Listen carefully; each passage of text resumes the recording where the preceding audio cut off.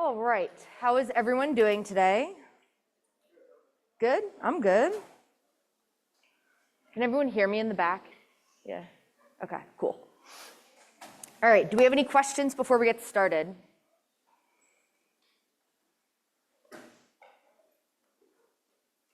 Okay, cool.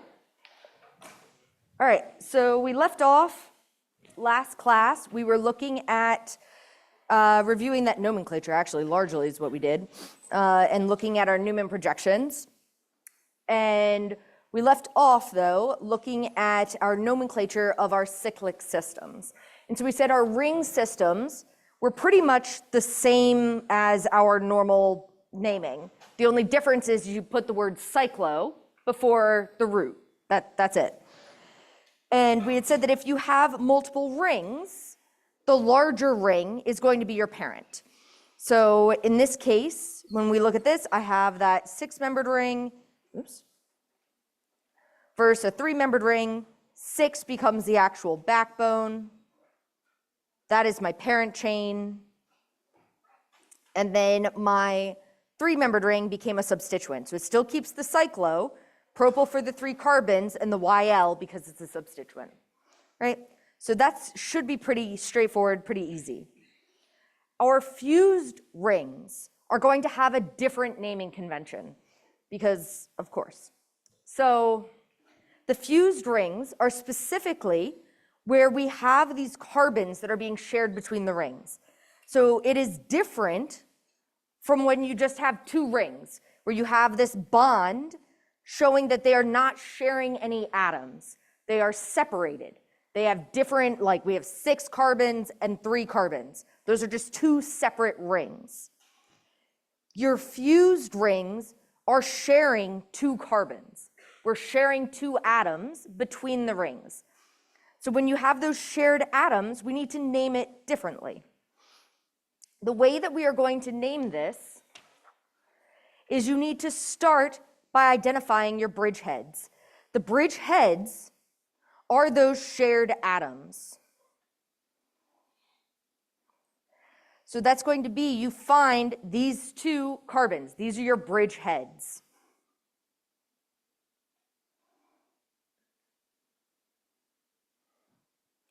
Next, you are going to identify the length of the route between the bridges, between the bridgeheads. This is the length of your bridge. You do not count the bridgehead. So it's you start at the bridgehead, and then you go 1, 2, 3, 4 bridgehead. So the bridge to the right is 4 atoms long. Right? You go 1, 2, 3, 4 bridgehead. Then you go to the left. I go bridgehead, 1, 2, 3, 4 bridgehead. So 1, 2, 3, 4. So the length of that bridge is 4 atoms long. There will always be these 3 numbers. I only see 2 of them. The other bridge is between the 2 bridgeheads. So this bridge is 0 atoms long because there are no carbon atoms between those 2 bridgeheads. So once we identify the length of our route, we're going to put the length of those bridges in decreasing order in brackets where the numbers are separated by periods.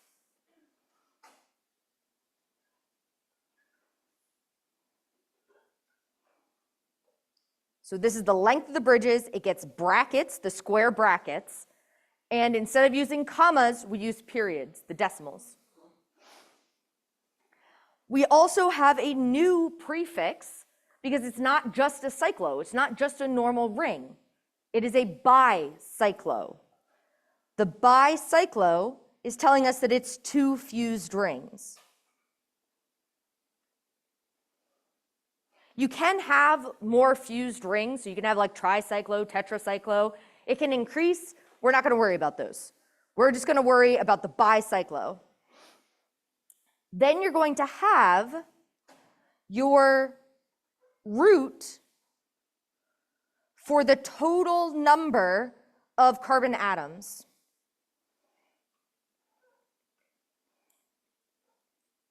in the bicyclo system. In that bicycle. As a hint, it'll always be 2 more than the sum of the numbers in the bracket, because it'll be the sum of the numbers in the bracket tell you the length of each bridge plus the 2 bridge heads. So this number is always going to be this plus 2. Or you could just count that there are a total of 10 carbons, 10 atoms in the bicycle. So I use that dec root for all 10. And then you get a normal parent functional group suffix.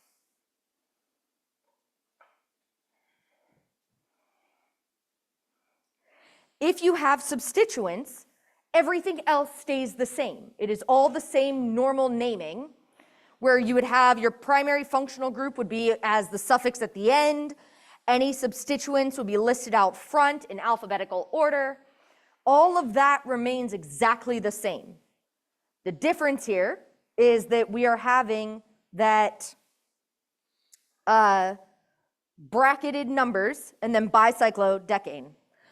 One thing that is different, so with our cyclo, one, you wouldn't have any numbers, but if it's just a normal ring, you wouldn't separate the ring from the root. Here we can. For a bicyclo, you can sandwich the numbers in between bicyclo number root. That's okay. So the numbers either go, they have to be right next to bicyclo. That's the key thing. Your numbers have to be right next to that prefix bicyclo, but it can either be directly before or directly after. Both are totally okay. It just must be right next to it. Okay. So the other complication is the way that we number. So the numbering is not going to be the same way that we numbered our normal ring systems. Our bicycles have their own set of rules for numbering. The first rule is that your bridgehead must be number 1.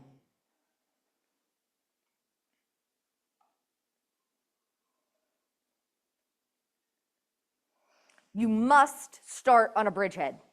Doesn't matter which one, but you must start on a bridgehead. That is carbon atom number 1, regardless of where your primary functional group is located.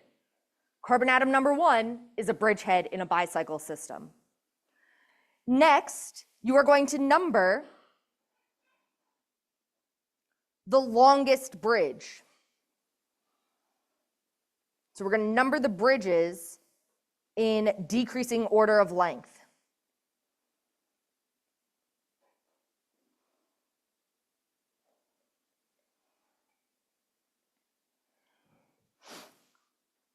So we're going to number the bridge starting at the bridgehead, and then you go down your longest bridge, and then continuing through the different bridge lengths.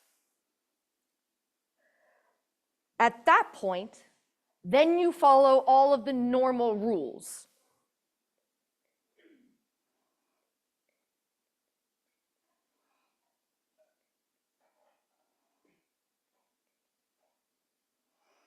So things like your primary functional group gets the smallest number possible.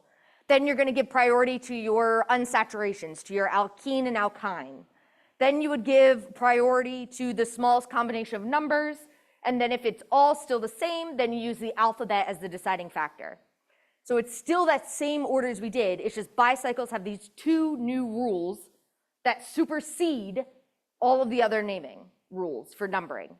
So you must, absolutely must start at a bridge head, and you must go down the longest bridge. If there is still variability, then you continue. Then you give your primary functional group the smallest number.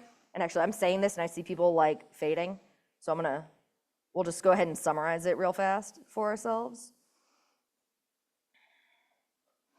So instead of just saying resume the normal rules, well,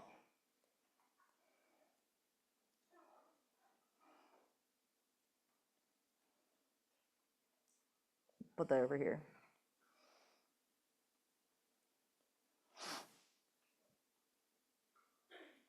So then it goes primary functional group, then alkene, slash alkyne of the parent functional group. And then we do smallest combination of numbers.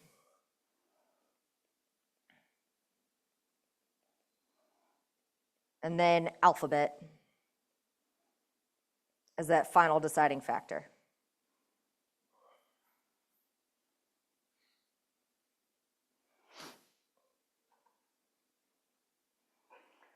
So when I look at this example, my only options are to start on one of my bridgeheads. Number one must be one of those shared carbons. Then I can either number it, well, actually, my only option, because this is a 3-carbon bridge versus a 2 versus a 1.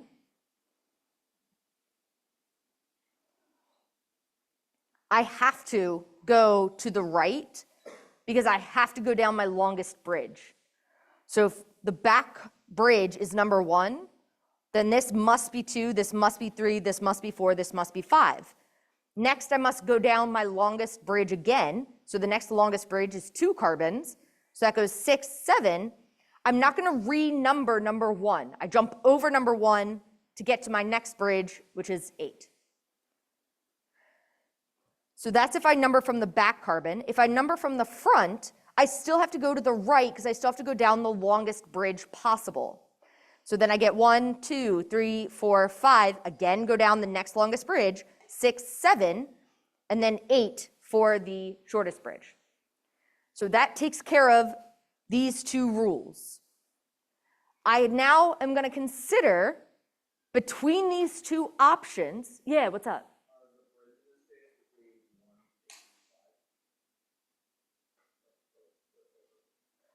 So my bridge, I have 3 bridges. So there's a bridge, there's a bridge, there's a bridge. It's between 1 and 5. 1 and 5 are your bridgeheads, and then any atoms between them are the bridges. Cool. Okay. So then now I look for a primary functional group. I don't have one. I don't have an alcohol, ketone, aldehyde, carboxylic acid, whatever. I don't have any sort of primary functional group. So then I look for double bonds. I wouldn't be able to have a triple bond in this size ring. It's too small. But I don't have any double bonds. So then I keep going down. Now I'm looking for the smallest combination of numbers. So I'm trying to give my substituents the smallest number possible. So that's where I see this methyl can be either a 6 or a 7. 6 is less than 7. So that ultimately is the deciding factor to say that that is incorrect, that is correct. Right. So if we're going to then name this, it becomes a 6-methyl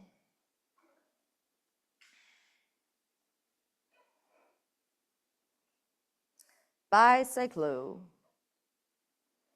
bracket 3 period 2 period 1 closed square bracket. There are a total of 8 atoms, so it's going to be an oct. The parent functional group is ane. For an alkane, there is no primary functional group, so this is 6-methyl bicyclo 3,2,1 octane, or 6-methyl 3 period 2 period 1 bicyclo octane. Why we're cool with double O's there, I don't know.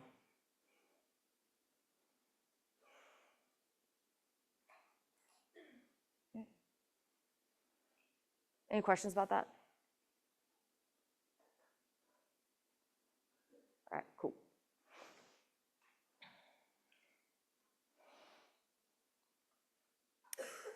So our rings are locked systems.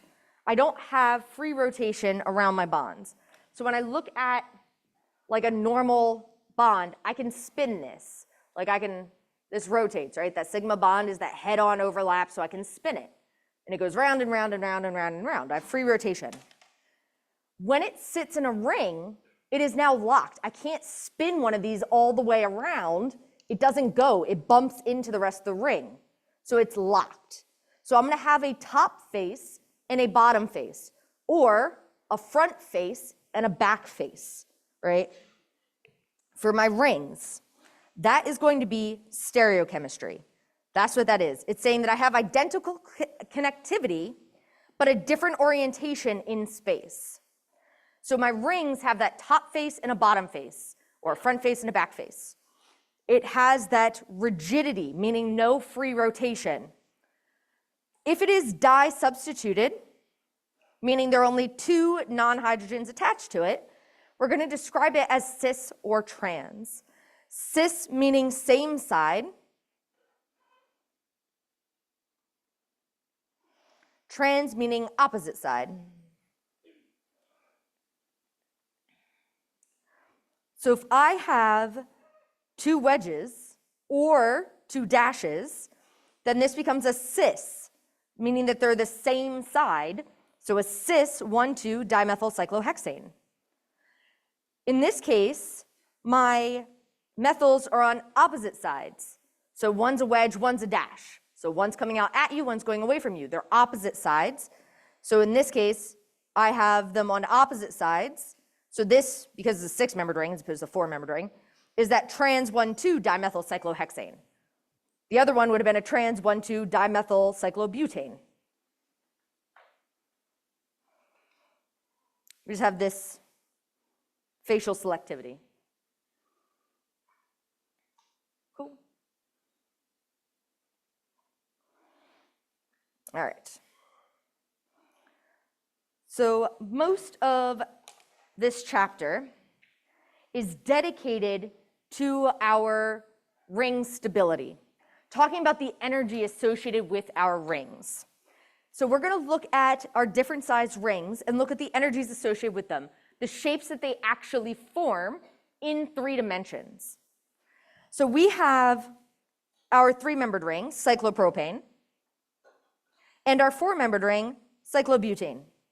These are considered small rings.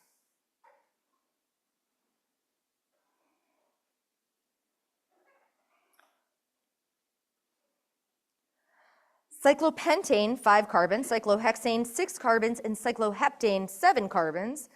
These are considered common.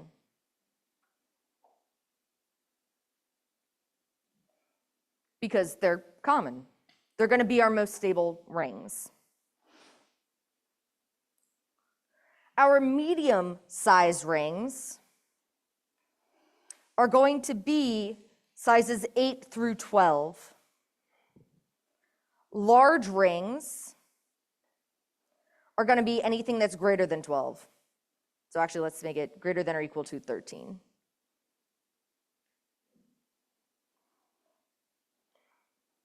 So we go small, common, medium, large. Our 3-membered ring, that cyclopropane, it will exist as a planar conformation. It truly is a triangle. It is flat. It is the only way to connect 3 points is to be a plane. So it is a flat triangle. Your 4-membered ring is going to pucker. So it is going to actually be not a square, but it is this kind of almost like a opened up fortune cookie kind of shape, or like some dumplings kind of get folded over. It's kind of like open, but it's like a open up fortune cookie. So it's not a flat square. It bent. It became this. It puckers out to give you this kind of tent shape. Your cyclopentane 5-membered rings, they're going to exist in the envelope conformation. So it's going to look like an actual envelope. So it is this open envelope. Let me draw that a little bit better.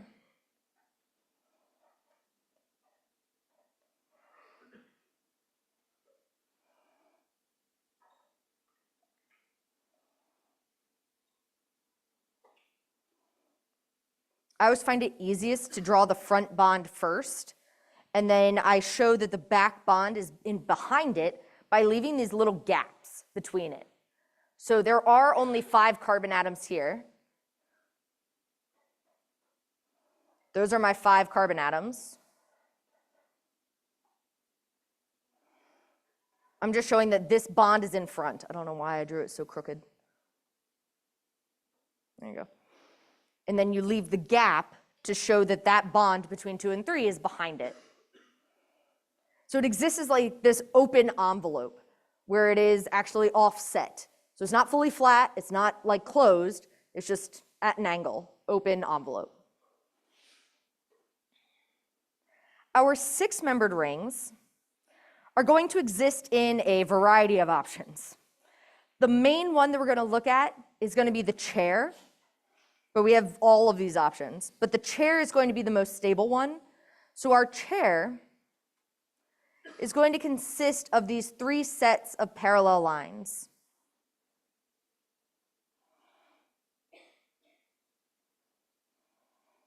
That's going to be the primary form that our cyclohexanes take on.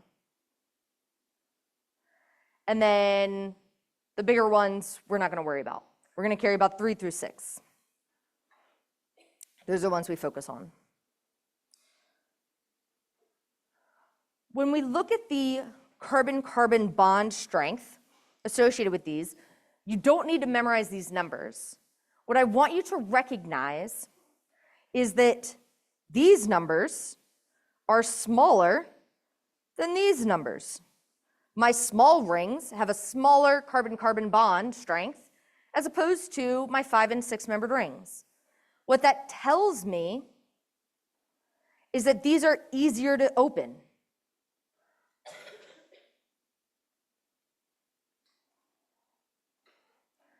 Because they're going to be highly strained.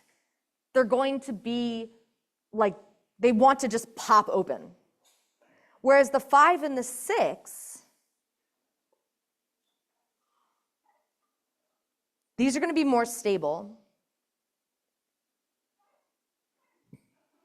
It takes more energy to break that bond. It's harder to break that bond, so they're more stable. When we look at our bond angles, we're comparing planar to reality. So this is if it was a polygon. That's what I mean by planar, is like if it is a triangle, a square, a pentagon, hexagon, if it was those actual polygons, the flat shape, then your bond angles would be these. So for a triangle, it just is 60 degrees. Because my cyclopropane is a triangle, its real bond angles are 60 degrees. It just is a triangle. Your cyclobutane is not actually 90 degrees. It's 88.5 because it puckered. So what it's doing is it's changing its angle in order to release some strain. But it is still very strained.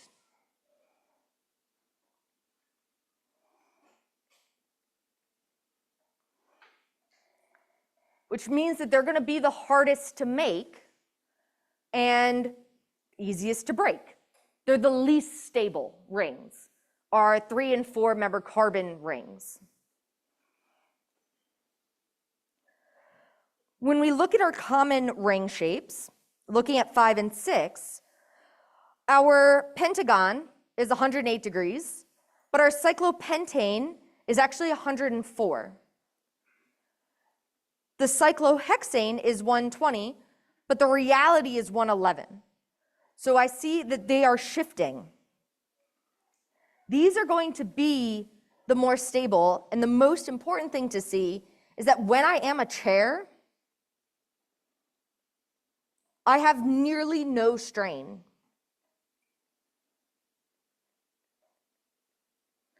Our 6-membered rings are exceptionally stable. We're going to see 6-membered rings a lot. There are jokes about organic chemistry, you get really good at drawing hexagons. It's because they're so stable. They just exist in nature readily because they're really stable. That's why we draw them so much. We have nearly no strain when we're in that chair conformation. It is very, very, very stable. And then once we start to go larger again, then our strain starts to increase. So you can see that it is high, it does decrease a little bit, drops off drastically when we get to the 5-membered ring, so we're going to be able to readily make 5-membered rings. We get to our 6 and it's almost 0, so we're decreasing as we get to 6, and then it increases again beyond 6. 6 is special, right? It is going to decrease as we get to 6 and then increase again off of 6 as we get larger. When we look at comparing our angles, what we really want to do is compare it to a tetrahedral angle. This is the ideal bond angle.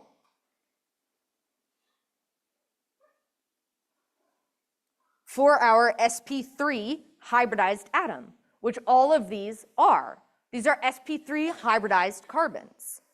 They want to be 109.5 degrees. But what you can see is that, especially when we're our cyclopropane, we're really far from that ideal angle. We're like nowhere near it. That 4-membered ring, we get a little bit closer, 5, we get a little bit closer, and 6 is a little bit farther away when it's the 120, but when we look at our real angles, we see that the 6-membered ring is actually closest to that ideal bond angle. It is closest to the 109.5, is that cyclohexane. That's part of the reason why it's so special, is that it's going to be able to get nearly the ideal tetrahedral angle.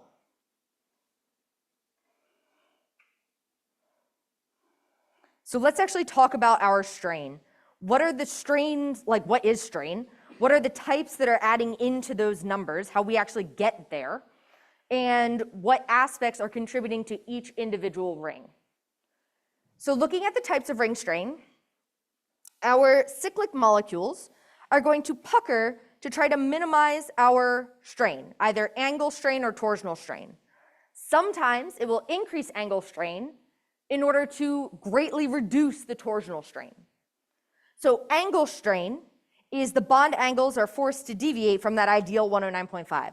So angle strain is how close are you to the actual 109.5. As you get farther away from it, you increase your angle strain. As you get closer, you decrease your angle strain. Torsional strain, just like in our eclipsed conformation of our Newman projection, it is caused by those eclipsing bonds. It is from the electron clouds in those bonds are repelling each other. So that is your torsional strain, is when your bonds are eclipsed, it is the bonds themselves that repel each other, and that is your torsional strain. Steric strain is when the atoms are repelling each other. If our atoms get too close together, then we're going to get steric strain. Steric strain we're only going to say is existing if you have non-hydrogens. So if you get a non-hydrogen, then you can have steric strain with a hydrogen, but you got to have at least one non-hydrogen in order to have steric strain. So these are the 3 main types of ring strain. We have angle, torsional, steric, and we're going to try to balance these. Because we're going to talk about unsubstituted rings first, we're not going to worry about steric strain, because you got to have a substitution in order to have steric strain.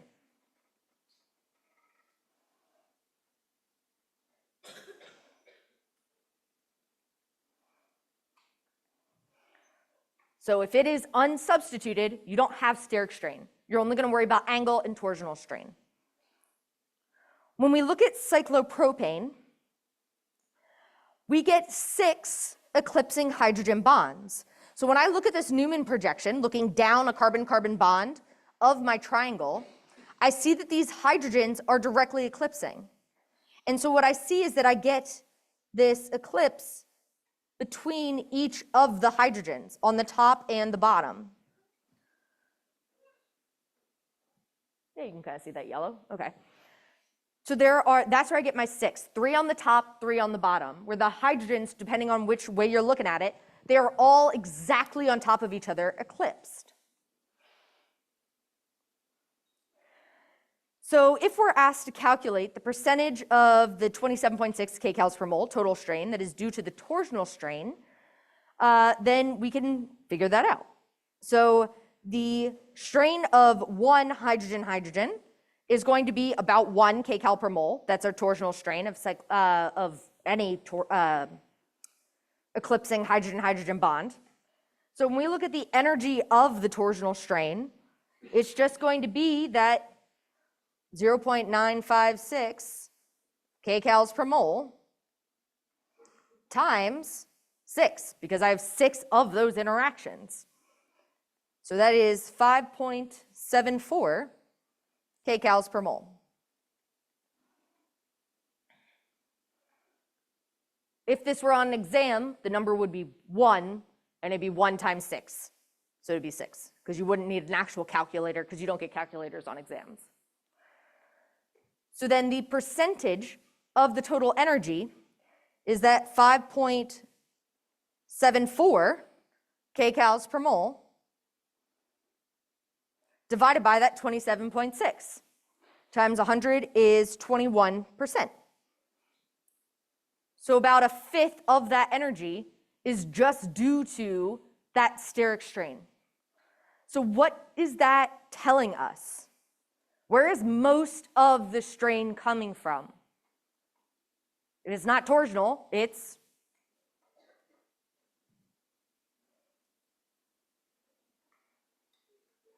angle, right? It's unsubstituted, so it's not steric. So we're looking at torsional and angle. So the vast majority of our strain is coming from the it's coming from the angle strain. This is still a lot of torsional strain though, like that's a lot. But the majority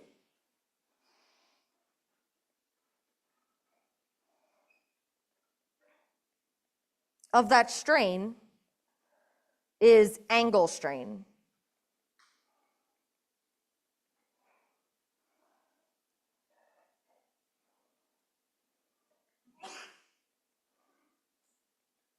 But that's a lot of torsional strain.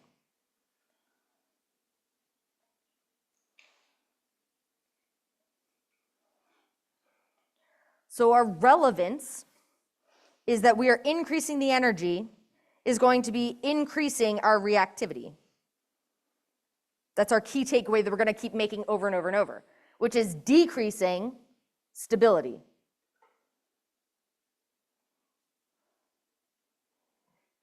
As you increase energy, you increase reactivity, decrease stability. So the energy to break a carbon-carbon bond in cyclopropane is 65 kcals per mole. The energy to break just a normal carbon-carbon bond of ethane is 90 kcals per mole. So it's a lot easier to break that 3-membered ring than it is to break a normal carbon-carbon bond. Because it's highly strained, it's going to want to break.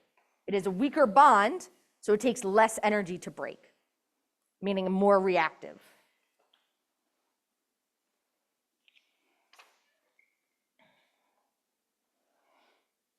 When we look at our cyclobutane, our 4-membered ring, it is less rigid than the cyclopropane. It will increase its angle strain in order to offset its torsional strain. So it will pucker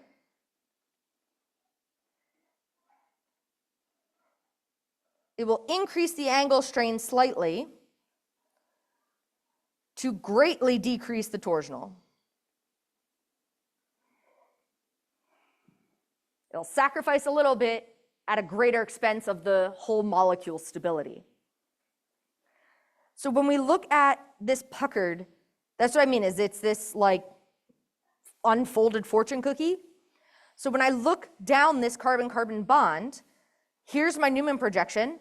They're not quite eclipsed. Now they really are actually offset.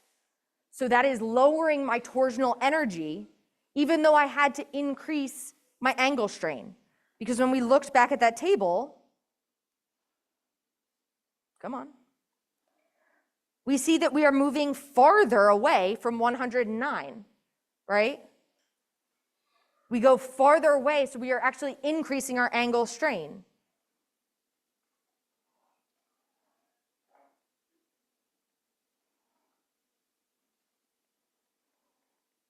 It does it to decrease the torsional. And we're going to see that both the 4 and the 5-membered rings will do this. They'll move farther away from 109 in order to not have eclipsing bonds, in order to decrease that torsional strain.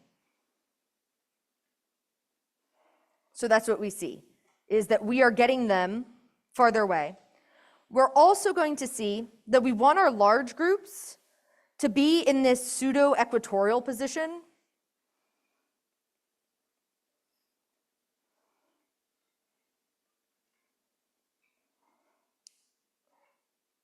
As opposed to pseudo-axial. Pseudo meaning fake, so like it's not a true equatorial, but it kind of is equatorial. So equatorial meaning that it's like out to the side, whereas axial is like along the axis on the line.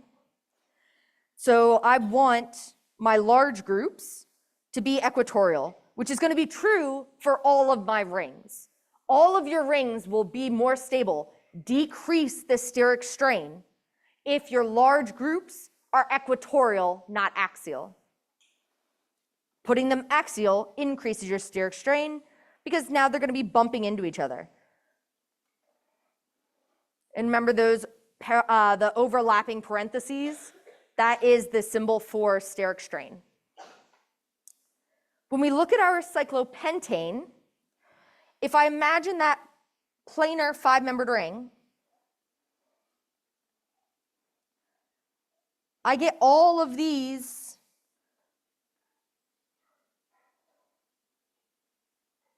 eclipsing hydrogens. I now have 10 eclipsing hydrogens. That is a lot of torsional strain. Like we said that like cyclopropane had a significant amount of torsional strain. In the 5-membered ring, there is a massive amount of torsional strain, having 10 eclipsing hydrogens. So it is going to increase its angle strain in order to greatly decrease that torsional strain. That's why it goes into the envelope conformation, is it is relieving that torsional strain. So when we see this, when it goes into the envelope, we're getting actually almost close to what a normal Newman projection should look like. We're getting pretty close, where it's almost the true like angles for stable sp3 hybridized carbon. Our 6-membered ring is going to be that special one because it's going to have essentially no strain at all. So we're going to say that there are no eclipsing hydrogens because we're going to be able to get to the almost 109-degree bond angles. So we're actually seeing that it's 111 here, 107 there. So we're getting these bond angles that are really close to 109.5. This is the closest that we can get. So there is that tiny, that 0.1 kcal per mole, itty bitty angle strain, because it isn't perfect, but that is pretty darn close. That we, like a lot of books you'll see say no strain, because they'll say it's not significant. So it's essentially zero. When we look down that carbon-carbon bond, we're seeing that we are a normal Newman projection, that we are truly staggered, that these bonds really are 60 degrees from each other. We are staggered. This is very stable. Our chairs are essentially the Budweiser logo, which I don't know that Budweiser knew that they were supporting organic chemistry, but they are, which, you don't have to drink to, I don't drink Budweiser, but you don't have to in order to appreciate their logo of, hey, every time I see it, which anytime we're watching like the Super Bowl with my husband, I'm like, hey, it's a chair conformation, and everyone looks at me because I'm a weirdo, but I'm like, yeah, like it's a chair, and I think of that every time I see it, because that is what we're gonna do. So anytime you see Budweiser now, I want you to think of organic chemistry.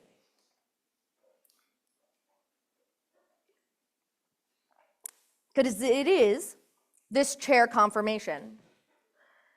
So it is what we're trying to get at as a chair. The reason that it's called a chair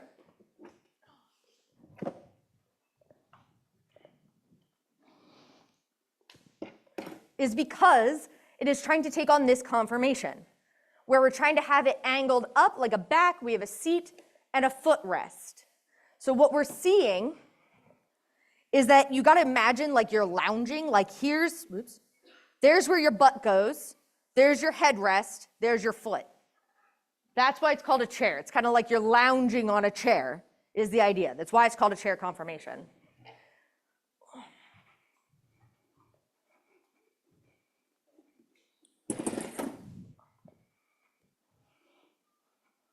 To draw our chair, it's going to be these 3 sets of parallel lines, where we have the outside are parallel to each other, the inside are parallel, and those and each of the insides are parallel. When you're drawing it, it's easiest if you start with the outside lines and then just do the inside lines. But it needs to be 3 sets of parallel lines. That's how you draw your chair. When we're filling in our substituents, I'll do this first. When you're filling in your substituents, your axial are those vertical lines. So what you want to do is go to each corner and see if you are relatively pointing up or down, and then you go straight off of that. So these are pointing relatively up. So I come to that peak and I go straight up. This looks more like a V, so I go from that point straight down. This looks more like that peak, so I go to the corner and I go straight up. This looks more, I don't know why this keeps moving, looks more like a V, I go to the corner and I go straight down. Looks more like a peak, go to the corner, straight up. Looks more like a V, go to the corner, straight down. It's usually easiest to fill in your axial before you do equatorial. Your equatorial are the diagonal lines that are parallel to 2 bonds away. So when you look at this, the equatorial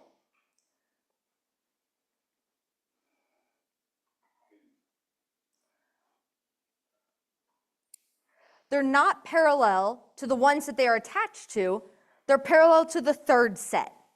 So it's that here is 1, 2 bonds away, that is that angle. Usually the outside ones aren't hard for people, it's the inside ones that trip students up. The inside ones must be parallel to the outside of the ring. So a lot of students will see this and they'll like, woo, go out that way. No, that is wrong. You drew the chair wrong. It must be parallel to the outside of the ring. It is parallel to 2 bonds away.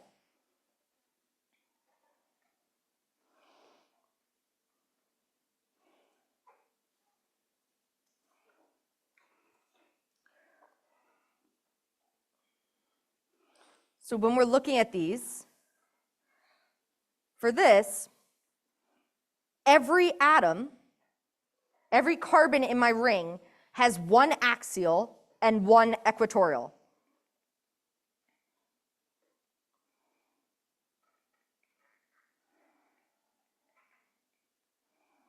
Every single one of them. One is up, one is down. It doesn't mean that axial is always up, because axial can be down, right? We have an axial up, axial down.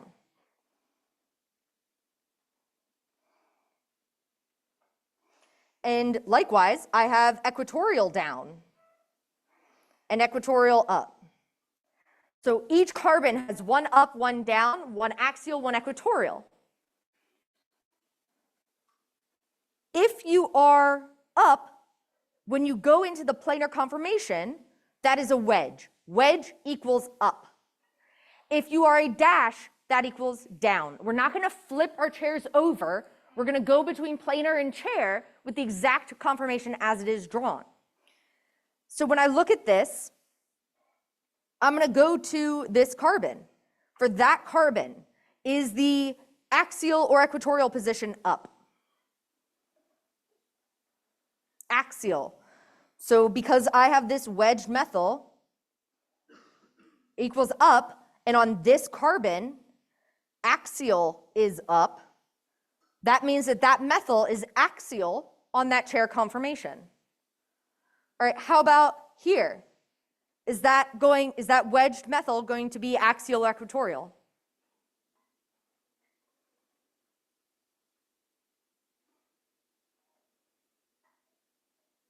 Equatorial, because your axial, you go to the V, axial is down.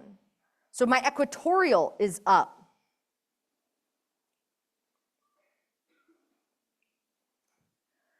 So if you're wedge, wedge means up. It does not tell you if you are axial or equatorial. All it does is tell you you are up. You're on the top face of the chair. The dash does not tell you if you are axial or equatorial. All it tells you is you are down. It means that you are below the chair. It is significant to recognize that I'm going to have an equilibrium between these two chairs. I'm going to actually be able to flip back and forth between them. That is what's known as a chair flip. So when we look at a chair flip, what I find easiest is to say the farthest left stays farthest left. Farthest right stays farthest right. We're going to anchor ourselves. Up stays up, down stays down. So just like that wedge could have been axial equatorial, the wedge is always up. So up stays up, down stays down. That relative facial ring selectivity does not change.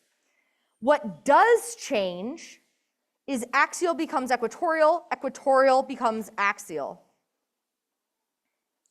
So I like to anchor myself onto my farthest left and farthest right. So it's literally like what is farthest to the left out of all those atoms, what is farthest to the right out of all those atoms. And I'm going to pinch this.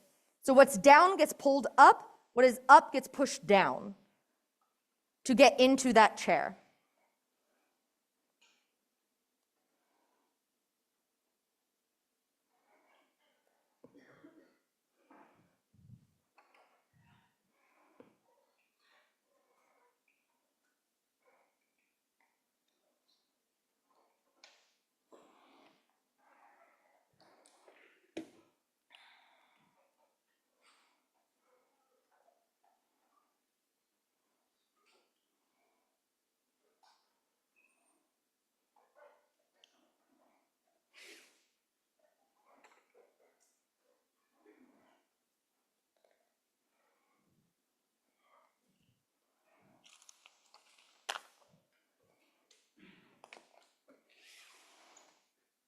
Okay. So when we're looking at this,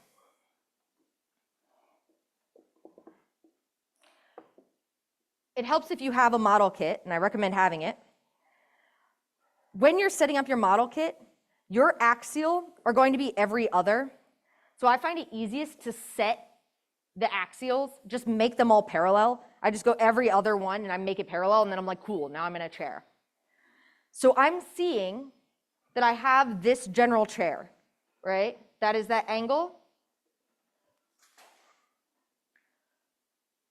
When I do this chair flip, the farthest left stays left. The farthest right stays right. We're going to take that far left, it comes down. Farthest right, it goes up. The ones that are in the back stay in the back. The ones that are in the front stay in the front. All we're doing is this wiggle. That's all we're doing. We're just wiggling it back and forth. The significance is that when you draw this, it's going to look like these carbons are rotating. It's going to look like that these have shifted from like a left to a right. And students will try to rotate the chair in that planar conformation when they're drawing it on paper. Don't do it. We're going to say farthest left stays farthest left. Farthest right stays farthest right. We're just wiggling it. That's what we're seeing. Farthest left stays farthest left. Farthest right stays farthest right, and it just wiggles. So what that tells me is if I number this, these are not IUPAC numbers, these are just arbitrary numbers so that I can keep track of where I am. If this is 1, 2, 3, 4, 5, and 6, 1 is still that same dot. 2 went across the back. Students will frequently think that this is 2 because it looks like it's in about the same location. No, we are going around the back. What is across the back stays in the back. It looks like it is rotated, but it has not. All we're doing is that little wiggle. So that it looks like it is rotated, but it's still this back one. It's still here, right? It helps if you have a real model kit. It also helps if you do farthest left stays farthest left, farthest right stays farthest right, and number them so that you're going across the back or across the front, and that will not change. So now I see that my ethyl is up and axial. So it is going to become up equatorial. It is still on carbon 2.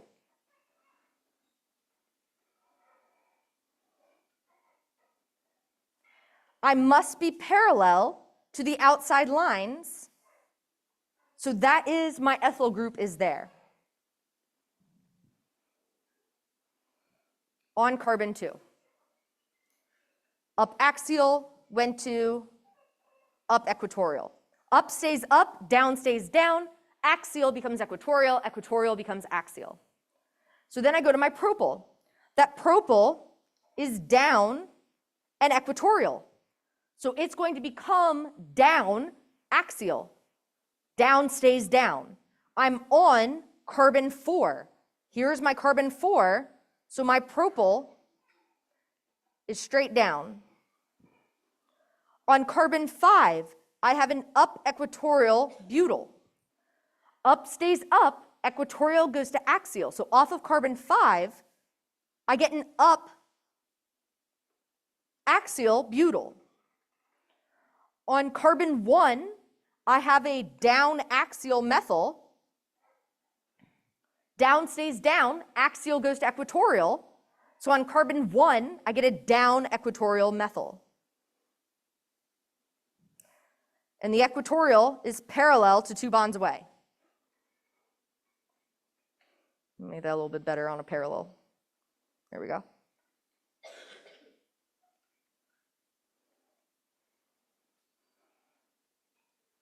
It's just a little wiggle. And I recommend having this model kit built so that you're actually able to like anchor yourself and be like, here, I made these different. When I flip this, I see that what was axial, my whites were all axial here. The whites all switch to now become equatorial. Now they're pointing out into the middle of nowhere. They're also pointing out, which is why they're going to be the more stable position. The equatorial really are pointing out into the middle of nowhere. They're not near each other, whereas my axials are going to be bumping into each other. The axials hit each other. That's where we're going to get that steric strain. So equatorial is out to the side, axial is up and straight up. With our chair flips, yeah, we'll do it next time. Okay, fair enough. Have a wonderful day.